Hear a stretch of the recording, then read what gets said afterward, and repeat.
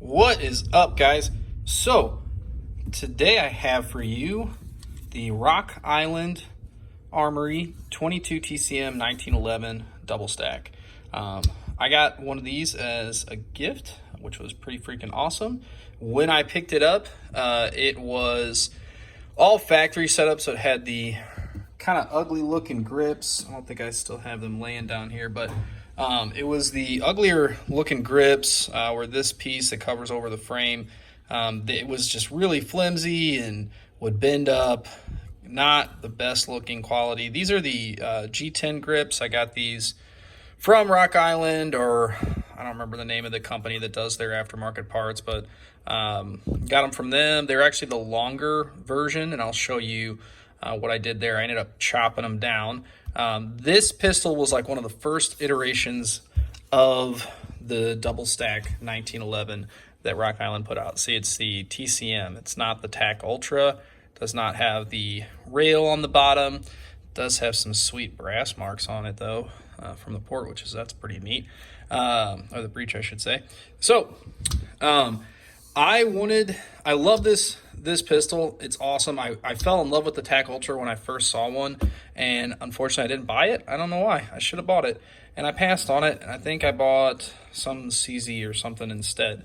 But ever since, I've never been able to find one. Like I said, I got this one as a gift, which is awesome, and there was just a couple things that I wanted to change to make it a little bit more like the TAC Ultra. I liked the grips that the TAC Ultra had, and I liked the Magwell. Now, grips, not a big deal. You can kind of do a little fitting to make those work. They'll have to get the long ones if it doesn't have the Magwell. I bought the long, and I ended up chopping them down. I'll show you why in here in just a second. And that is because I wanted the Magwell like this, like what comes on the TAC Ultra, but it does not fit this frame. So this frame is flush at the bottom with the mainspring housing, whereas if I push up on the mainspring housing, you'll see what I'm talking about. All the way across the bottom, it's flush, should be. But the newer models, like the TAC Ultra, the frame is cut up higher, and then your mainspring housing sits down lower. So this Magwell is from a TAC Ultra that I ordered from them, and I had it milled down. So there should be a lip, and you can kind of see the line of where it would start right in there. Hold on, let me get my pointer out. Right in there is kind of where that lip would be, and it would set it up higher than where your mainspring housing would contact the back of this Magwell here. So what I did was purchase the one for the TAC Ultra, took it to my buddy who is a machinist, and had him mill out the inside of this to where it is flush with this piece here where your mainspring housing sits. So essentially what that does is it marries up with this being flush at the bottom here, and you can run this Magwell. You would need obviously a longer mainspring housing pin to go along with it. So it's kind of hard for me to throw this back together, but I am going to show you. I'm going to throw this back together off camera just because I need both hands to do it, and I don't have a tripod. So unless I could grow another hand, gotta just wait for 1 second. All right, I'll be back. All right, there we are. That is the TAC Ultra Magwell mounted on the old school frame for the 1911 22 TCM double stack. So it does work. I mean, obviously not everybody has access to a mill, but your gunsmith should have one. And it's really not that big of an undertaking. He said it took him like 20 minutes maybe to get it milled out. And it's really not all that complicated to explain to somebody, hey, I want this lip to be flush with this part that hits the mainspring housing. So it worked out pretty good. There's like a little retention, or I don't know what you call it, like a little tension screw down here. Just puts tension on the bottom of your mainspring housing so that this kind of, I guess, sits in there a little more secure and level. But yeah, got the pin in there, and then I only have one hand here, but I'll do my best.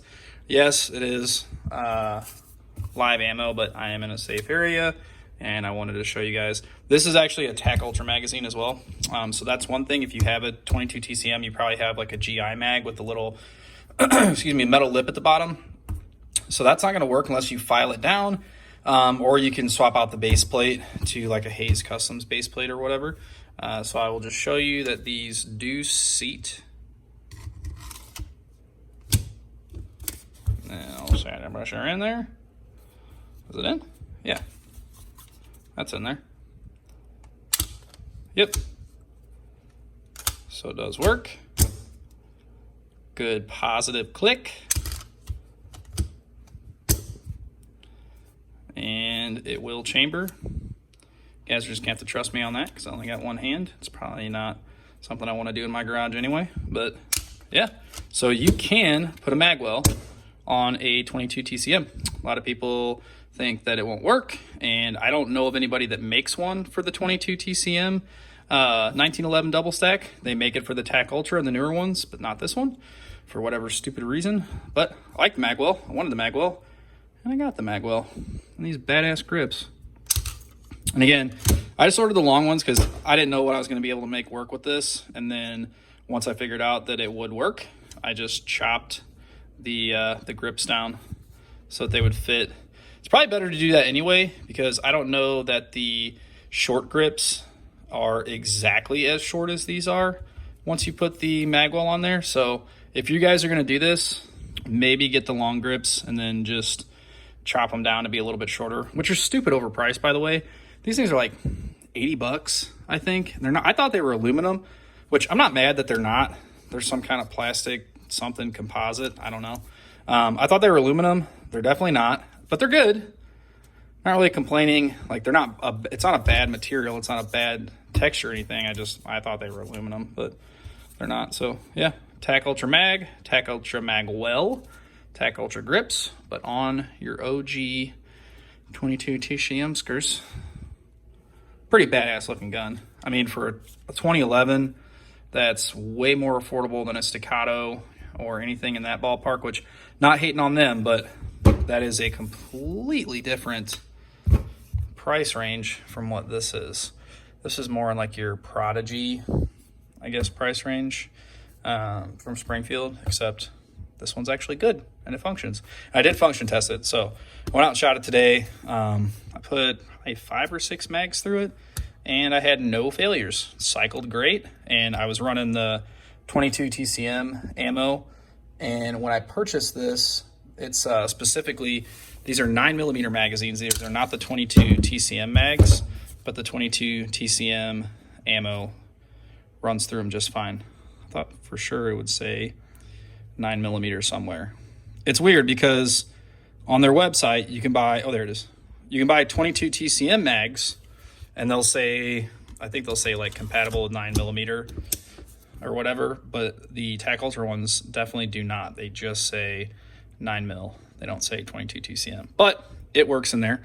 So now I can order a bunch more of them. But if you guys like this video, drop me a sub or hit the like button, and then let me know what else I should do to this thing. I'm considering putting a red dot on it because I suck at shooting irons. I've been spoiled by the dot. I've got a red dot on a lot of my stuff now, and I'm contemplating getting this thing milled for a red dot, or maybe I'll just do one that goes in the dovetail. I don't know. But let me know in the comments. Should I mill it out and put a red dot in it, or should I leave it tried and true with the iron sights? It's not really like an OG 1911 where you're like, you want to stick with tradition because it's a double stack. Fancy boy. So I guess I could stray from the path of the 2 world wars and throw a red dot on there, but it would be bitch titties if it had one.